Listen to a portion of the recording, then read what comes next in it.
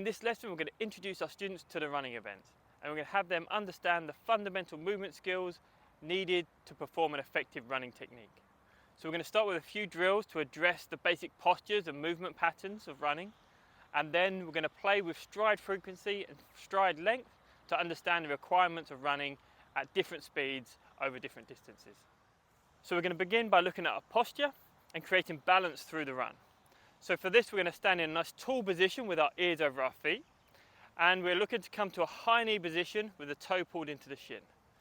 To create balance from here, if I have something on the left, I need to have something on the right, and if I have something at the front, I also need to have something behind. Now I should be well balanced.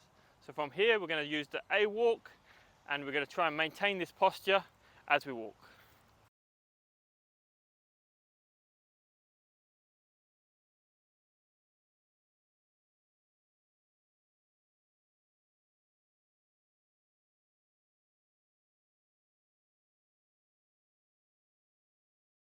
Now the next thing is to add strength and stiffness into this position. So we're going to use the high knee clap to use a bounce to create that stiffness, and we need to practice bringing the knee up as high as we can without bringing the body down. So we're going to practice the high knee clap from this nice tall position.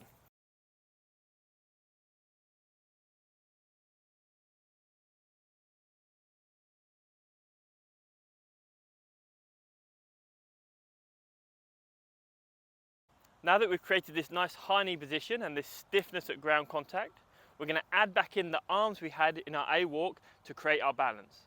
From here, we're going to turn into the A skip, and we're going to try and maintain a nice rhythm through our movement.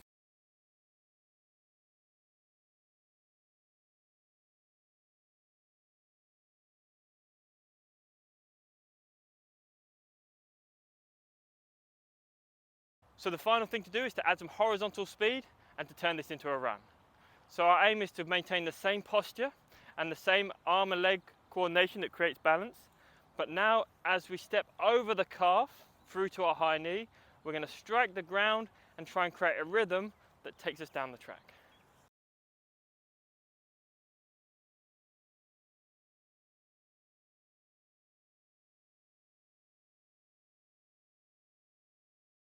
Now there are two main parts to running. There's the stride length, or how big are our steps, and there's the stride frequency, which is how many steps do I take in each second. And it's a combination of these two that gives us our running speed. Now there's an optimum balance between stride length and stride frequency for each event, depending on how fast we need to run and how much energy we need to maintain. So we're going to play with both of these, and we're going to start with stride length, where over a 10 to 20 meter distance, we're going to try and optimize stride length by being in a nice tall position with a high driving knee and a big opposite arm action to create that balance.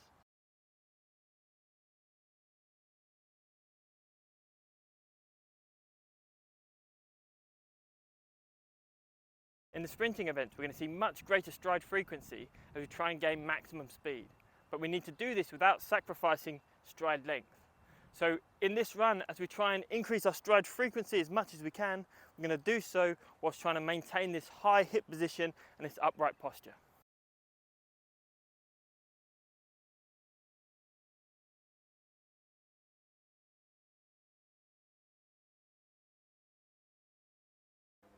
Now the final thing is to put these two together and try and find the optimum stride frequency with the optimum stride length.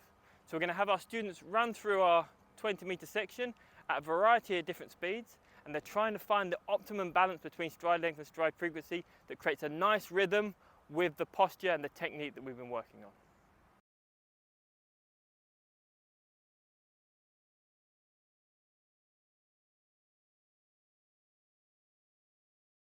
So now that we've learned to balance the stride length and stride frequency over a variety of different speeds, it's time for us to practice the pace that we want to run in our 800 or 1500 meters. So we're going to choose a target pace for over 100 meters that equates to the pace we need to run in our 800 or 1500 meter race. For me, I'm going to run 5-minute pace for the 1500 meters, which works out to be 18 seconds for each 100 meters. And I'm going to aim to run that with a nice posture and a nice rhythm, and as accurately but as easily as possible.